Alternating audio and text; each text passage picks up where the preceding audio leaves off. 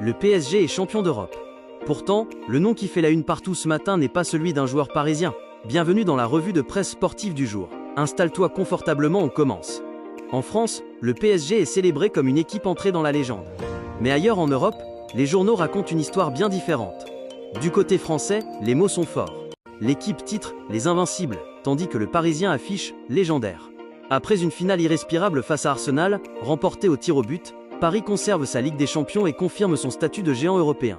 Mais dès qu'on traverse les Pyrénées, le récit change complètement. En Espagne, le véritable héros du lendemain s'appelle Luis Enrique. Pour AS, il le refait. Pour Marca, il garde la couronne. Et pour Mundo Deportivo, il est désormais triple champion.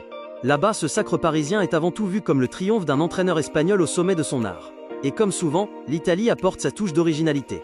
Il Messaggero parle de « la loi de Paris ». Tuttosport ose même un titre en français. Oui, c'est Paris. Quant au Corriere dello Sport, il signe probablement la formule la plus marquante du jour, l'U Champions League. Une manière de dire que cette Ligue des Champions porte la signature de Luis Enrique. Pendant que Paris savoure son deuxième sacre consécutif, le reste de l'Europe regarde déjà vers l'avenir.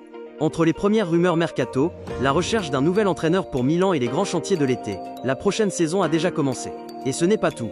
Vingegaard triomphe sur le Giro, tandis que Roland Garros continue d'offrir son lot de surprises. C'est tout pour les unes du jour. Avant de partir, laisse un petit like. Ça ne coûte rien, mais ça aide énormément.